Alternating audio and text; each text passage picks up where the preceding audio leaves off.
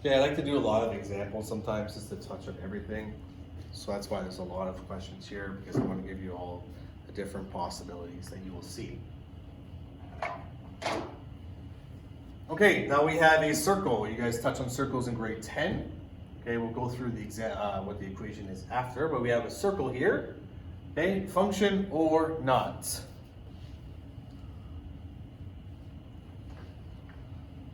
Function or not, a circle. Think about the vertical line.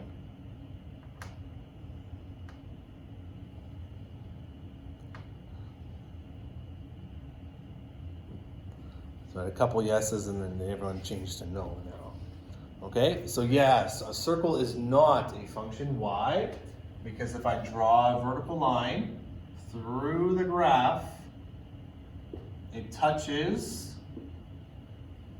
at 2 points. Okay, so it touches the graph at 2 points, and I could draw it over here as well. It touches 2 points. I could draw it over here, and it touches 2 points. Okay, so if it touches the graph at more than 1 point, then it is not a function.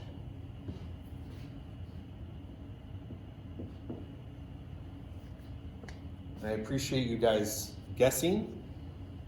I appreciate if you're right or wrong. I'm glad you are participating because now you're learning. Okay, so it's not a function because we could touch at more than 1 point. Okay, so now let's talk about, maybe I should have did a different one. I'm gonna go back to this one for domain and range. I'm gonna do this one next. Okay, because this one's a little bit more trickier, so I'm just gonna go back to this one, which is a little bit more easier with domain and range. Okay, so here in E, we have a parabola upside down, so we have a quadratic. Okay, is this a function?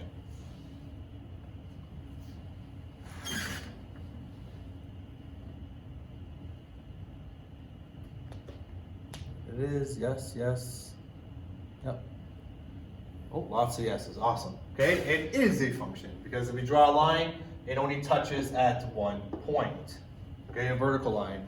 And that's why it's called a quadratic function. So the actual name gives it away, quadratic function. Okay, so this is a function. Okay, so that's what you did primarily in grade 10. You did do lines, but you did a lot of parabolas, right? You did about 2 or 3 units on parabolas, okay? We won't be doing a whole unit on parabola this year, okay? We'll touch on it, but that's about it. So it is, because if I draw my vertical line, it only touches at 1 point, no matter where I draw it. Okay, so let's do the domain now. So let's scratch out this range. So we want to know what x values can we have. Okay, can we have all possible or all x values possible, or are there restrictions? Okay, meaning if I plug in a number into the equation, will I get an answer for y? So for instance, if I plug in 0 into the equation, it's going to be an answer about -2. If I plug in if I plug in 1, I'll get an answer for, I think that's 3.5. If I plug in 2, I get 2. If I plug in 3, I'll get -4. If I plug in -1, I get -4 as well. And this continues, this keeps going this way, okay? So when I plug in an x value, I'm gonna keep getting answers, okay? So that means all x values are possible, okay? And that is the case always for quadratics, unless it's a real life question. So what that means is every x value is going to have an answer for y, even though this continues. So by 4, we'll have an answer. By 5, we'll have an answer. By 6, we'll have a point as well, and so on. Okay, so the way we write that, I'm going to write it large for you guys. So we write x, we're talking about our x values, the domain, is an element. So we put this kind of funny e and r. Okay, so XER, I mean x is an element of real numbers. That means it's every single number, including decimals. Okay, because if I plug in 0.5, I'll get an answer for it. If I plug in 1.5, I'll get an answer for it. Okay, so my x is all real numbers.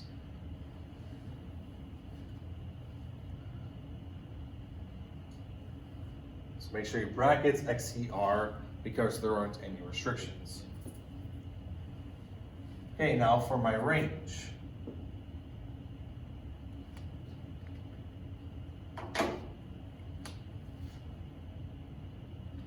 Okay, now we're doing y's. Okay, so do I have every possible y value here?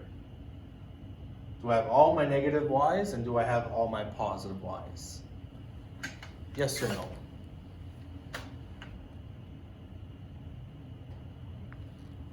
Couple no's.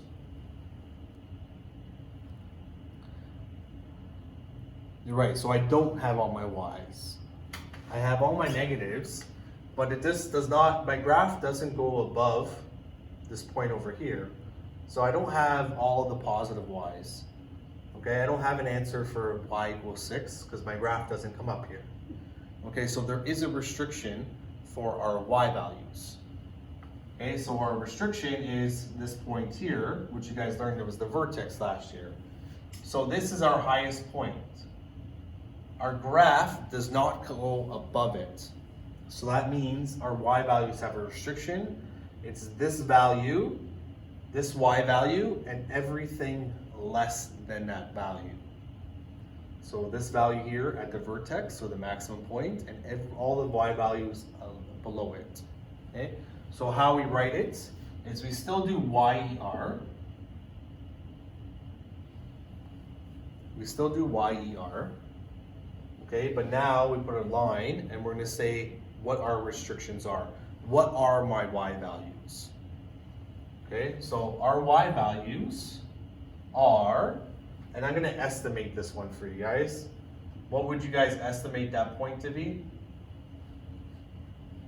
For those who can see it on the sheets, if you have it. Yeah, 3.5, good. Okay, so it'll be y, and it's 3.5, and everything less than that point. So y is less than, so less than because you have the smaller point towards the x, sorry, toward the letter. So less than 3.5, but it's also equal to. Okay, so y is less than or equal to 3.5 because we actually have a point of 3.5, so it's less than and equal to 3.5.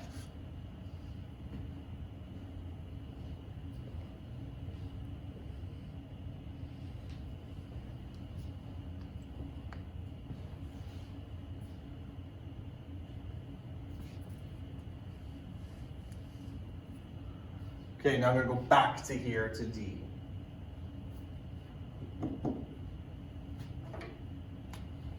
So now our domain. Okay, so we're always going to put XCR or YER if it's not just points. So we have graphs. Okay, and now we're going to say what restrictions we have. I'll just write a little bit smaller.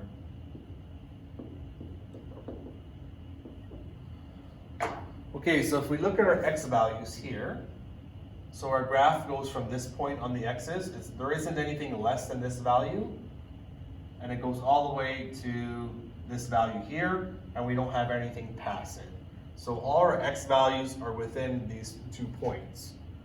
So we have 4 and 0, negative 4, 0, negative 3, and I don't know, 3, negative 2, and 3.5, negative 1 and 4, 0, 4, and so on, okay? So all these x values touch the graph.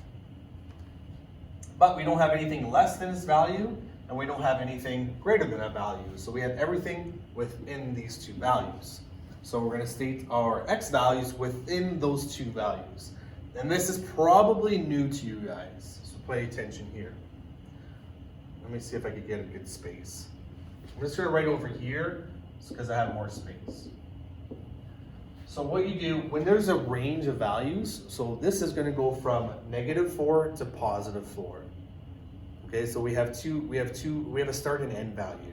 So a -4 to a +4.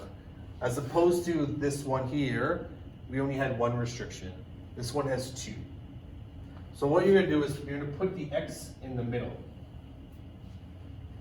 I don't know if you guys did this last year. I forget if grade 10 covers this. There might have been a question or two. Then you're gonna put your lowest value to the left of it. So -4. And then you're gonna put your largest number to the right of it. Okay, I'm not finished with it, but just showing, breaking it down. So XER, and when we're saying that the X, it goes between our -4 and our +4, right? So it goes from -4 to +4. And it's kind of weird how this one works.